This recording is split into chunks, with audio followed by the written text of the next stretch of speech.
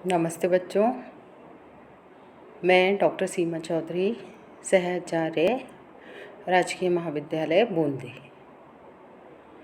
हम अभी तक अभिज्ञान शाकुंतलम, जो कि आपके द्वितीय वर्ष के पाठ्यक्रम में चलती है पुस्तक, उसका अध्ययन कर रहे हैं और उसके 22 श्लोक पढ़ चुके हैं। तो अब आप उसके आगे देखिए। शकुंतला अधोमुखी तिष्ठति। शकुंतला क्या करती है? सिर झुकाकर रहती है, सिर झुका लेती है। तो आत्मगतम, अपने मन ही मन में, लब्ध अवकाशों में मनोरथ। जो राजा है वो कह रहा है कि जो मेरा मनोरथ था, मेरे मन की जो इच्छा थी, वो पूर्ण होने का योग बन रहा है। अर्थात मेरी जो इच्छा है कि शकुंतला से मेरा विवाह हो, वो चूँकि क्षत्रिय कन्या है इसलिए विवाह करने योग्य है, तो मेरी इच्छा पूरी हो सकती है। किंतु सख्यः परिहासो उदाहृतां वर प्रार्थनां श्रुत्वा धृत द्वैधी भाव कातरम मे मनः। तू, लेकिन क्या हो रहा है कि सख्याः, इस जो सखी है शकुंतला की, उसके द्वारा परिहास के रूप में, मजाक के रूप में जो उदाहरता कही गई है, वह वर प्रार्थना श्रुत्वा, वो वर प्रार्थना को सुन करके धृत द्वैधी भाव में मनः कातरम, जो ये मेरा मन है वो दुविधा को प्राप्त हो गया है और अधीर सा हो गया है। तो प्रियंवदा कह रही है, सस्मिता शकुंतला विलोक्य नायका अभिमुखी भूत्वा। शकुंतला की तरफ देखती है वो और फिर नायक की तरफ देख करके कहती है कि पुनरपि वक्तुम काम इव आर्य, क्या आप फिर से कुछ कहना चाहते हैं हे आर्य? तो प्रियंवदा राजा से ये पूछ रही है कि क्या आप अभी कुछ कहना चाह रहे हैं? तो जब वो शकुंतला है वो कैसी है? सस्मिता, मुस्कुराहट के साथ देख रही है उसको सखी, और फिर वो राजा की ओर मुख करके देख करके कह रही है कि प्रियंवदा, क्या कुछ फिर से कहना चाह रहे हैं ये महाराज? तो राजा शकुंतला सखिम अंगुली तर्जयति, तो ऐसा कहकर शकुंतला सखी को अंगुली से संकेत करती है और उसे थोड़ा डराती है। तो राजा सम्यक उपलक्षितम भवत्या, तो राजा ने कहा कि भवत्या, आपके द्वारा सम्यक, अच्छा, सही प्रकार से ये उपलक्षितम, जाना गया है, अर्थात कि मैं कुछ जानना चाहता हूँ, ये बात आपने बिल्कुल ठीक समझी है। अस्ति न सचरित श्रवण लोभाद अन्य अपि प्रष्टव्यम। तो इस सचरित्र को सुनने के लोभाद, लोभ से मैं अन्यद अपि प्रष्टव्यम, मैं कोई और बात भी पूछना चाहता हूँ। तो उन्होंने क्या कहा है कि शकुंतला की तरफ अंगुली करके शकुंतला उसको डराना चाह रही है कुछ, और राजा कह रहा है कि सम्यक उपलक्षितम भवत्या, आपके द्वारा ये बात ठीक ही जानी गई है कि अस्ति न सचरित्र श्रवण लोभना, मतलब श्रवण यानी सुनने के लोभ के अन्य भी, दूसरा और भी कारण है कि प्रष्टव्यम, मैं कुछ और भी पूछना चाह रहा हूँ। तो प्रियंवदा कह रही है कि अलम विचार्य, तो बंद कीजिए इस प्रकार का संकोच करना कि आप पूछ सकते हैं अनियंत्रणा अनुयोग तपस्वी जनों नाम। ये जो तपस्वी जन हैं, जिनका नाम ही तपस्वी जन रखा गया है, तप में लगे रहते हैं और वन में निवास करते हैं, तो उनके सामने अनियंत्रणा अनुयोग, ये जो संकोच है उसको दूर करके कोई भी प्रश्न आप पूछ सकते हैं कि आप क्या जानना चाह रहे हैं। तो राजा इति सखिम ते ज्ञातुम इच्छामि। तो राजा कह रहा है कि ते यानी तुम्हारी सखिम, इस सखी शकुंतला के बारे में मैं ज्ञातुम इच्छामि, मैं ये जानना चाह रहा हूँ कि। तो अब जो राजा है वो ये जानना चाह रहा है कि शकुंतला आजीवन ब्रह्मचर्य व्रत का पालन करेगी और या फिर विवाह हो जाने तक ही तापस व्रत को अपनाएगी। तो इसके लिए इस श्लोक में बताया गया है। तो राजा कह रहा है कि मैं तुम्हारी जो सखी है ना शकुंतला, उसके बारे में कुछ और भी जानना चाहता हूँ, जो इस प्रकार से है कि वैखानसम किम अनया व्रतम अप्रदानात् व्यापाररोधी मदनस्य निषेवितव्यम अत्यंतम एव मदिरेक्षण वल्लभाभि राहो निवत्स्यति समम हरिणांगनाभिः। तो राजा ने क्या कहा बच्चों, अन्वय देखो। किम अनया अप्रदानात् मदनस्य व्यापाररोधी वैखानसं व्रतम निषेवितव्यम आहो मदिरेक्षण वल्लभाभि हरिणा अंगनाभि समम अत्यंतम एव निवत्स्यति। तो इसका अर्थ देखो बच्चों, वो क्या कह रहे हैं कि किम अनया, क्या इस शकुंतला के द्वारा अप्रदानात्, किसी के साथ, अप्रदानात् यानी उस समय तक जब तक ये किसी को नहीं दी जा रही हैं तब तक, मदनस्य है व्यापार रोधी, ये जो कामदेव का, मदन का व्यापार को रोकने वाली चेष्टाएं हैं, उसको वैखानसम व्रतम, वो जो तापस व्रत है उसको क्या, निषेवितव्यम, सेवन किया जाएगा, अपनाया जाएगा, या आहो, या फिर वो क्या कह रहे हैं, मदिरेक्षण वल्लभाभि, ये जो मदन युक्त नेत्रों से प्रिय लगने वाली हैं, कौन, ये जो शकुंतला हैं, वो हरिणा अंगना भी, ये जो हरिण हैं, मृगी हैं, वहाँ के निवास करने वाली तपोवन में मृगियों के समम, साथ ही अत्यंतम एव निवत्स्यति, वहाँ पर हमेशा ही निवास करेंगी। तो राजा क्या जानना चाह रहा है बच्चों, फिर से एक बार अर्थ देखो।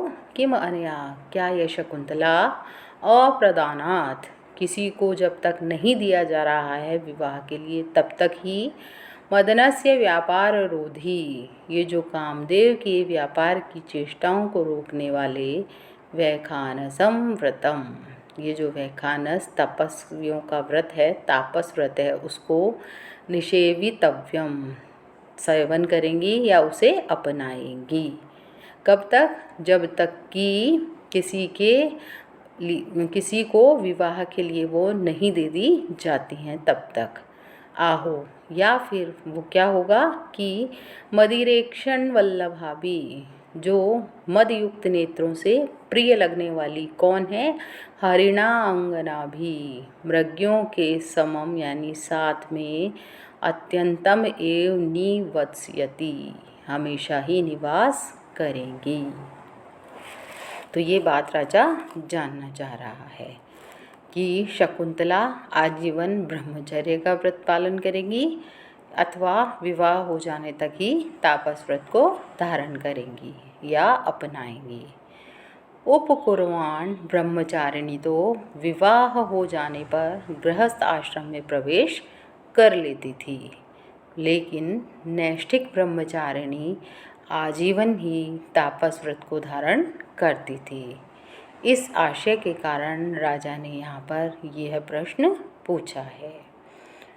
कुछ आचार्यों ने राजा के कथन का यह आशय भी लिया है कि क्या यह शकुंतला किसी योग्य वर की प्राप्ति तक तापस व्रत को धारण करेंगी और इसी वन में मृगियों के साथ अपना जीवन यापन करेंगी, या फिर यह गृहस्थ आश्रम में प्रविष्ट होकर के काम का उपभोग करेंगी।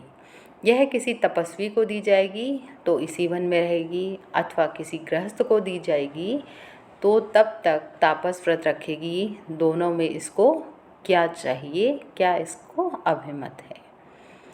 यहाँ पर बच्चों श्लोक में साभिप्राय विशेषणों का प्रयोग होने से परिकर अलंकार है।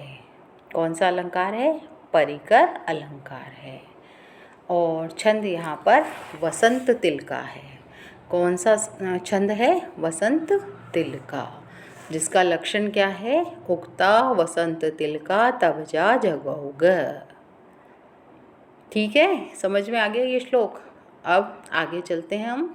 प्रियंवदा कह रही है, आर्य धर्माचरणे अपि परवशो अयम जनः। यह व्यक्ति क्या है?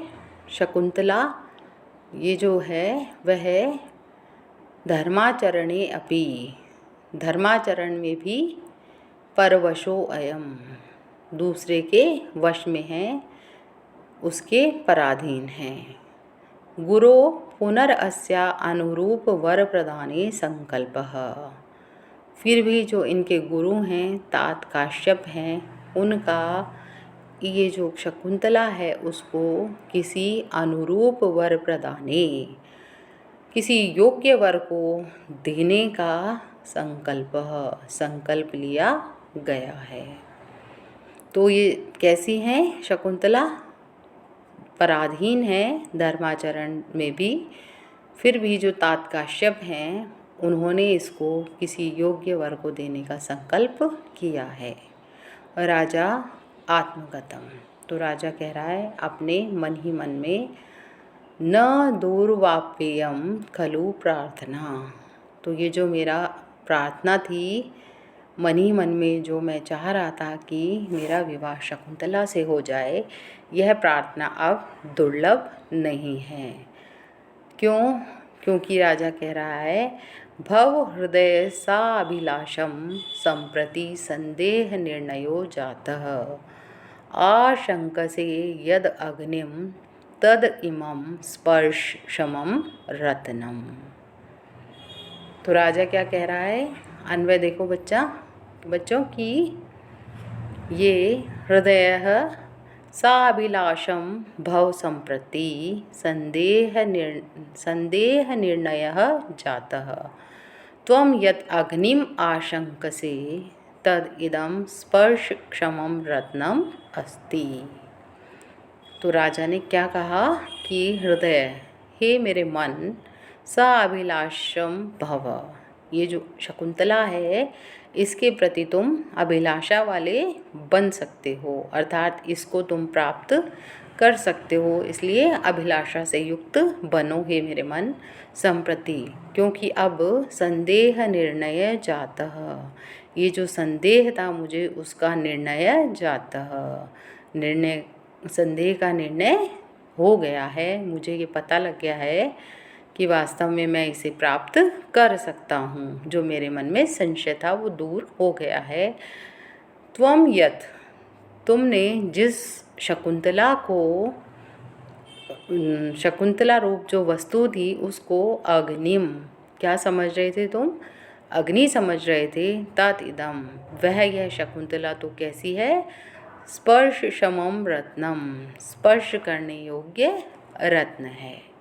तो फिर से एक बार देख लो बच्चों कि हृदय, हे मेरे हृदय, सा अभिलाषम भव, अभिलाषा से युक्त बन जाओ, किसके प्रति? इस शकुंतला को प्राप्त करने के प्रति।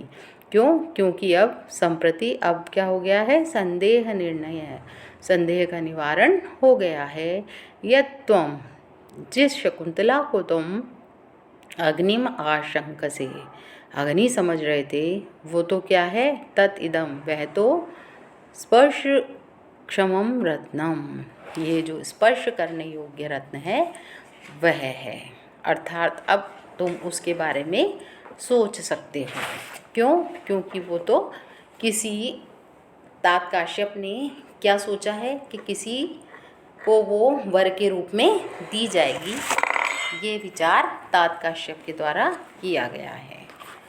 तो बच्चों ये देखिए कि यहाँ पर राजा यह मान रहा था, पहले तो क्या मान रहा था कि वो कैसी कन्या है, ब्राह्मण की कन्या है शकुंतला, और आजीवन तापस व्रत को अपनाएंगी।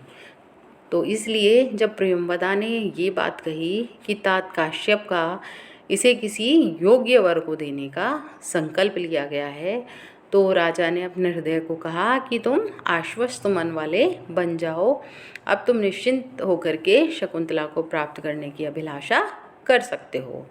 क्यों? क्योंकि अब यह स्पष्ट हो गया है पूर्ण रूप से कि जो महर्षि कण्व हैं किसी योग्य वर से इसका विवाह कराना चाहते हैं। यह अप्सरा से उत्पन्न क्षत्रिय कन्या है, इस कारण मेरे लिए विवाह के योग्य भी है, मैं इसके लिए सर्वथा योग्य हूँ। अब तक ब्राह्मण कन्या की शंका से मैं इसे अग्निवत स्पर्श न करने योग्य मान रहा था, लेकिन वास्तव में तो यह है मेरे स्पर्श करने योग्य स्पृहणीय रत्न है। सा अभिलाषम भव संदेह निर्णयो जातः।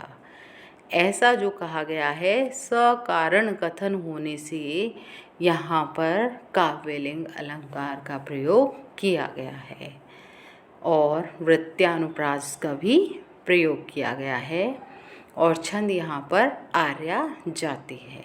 कौन सा छंद है बच्चों? आर्या जाति। तो आज हमने अभिज्ञान शाकुंतलम के ये 2 श्लोक पढ़े, ये आपको समझ में आ गए होंगे। अब अगली कक्षा में हम आगे से प्रारंभ करेंगे।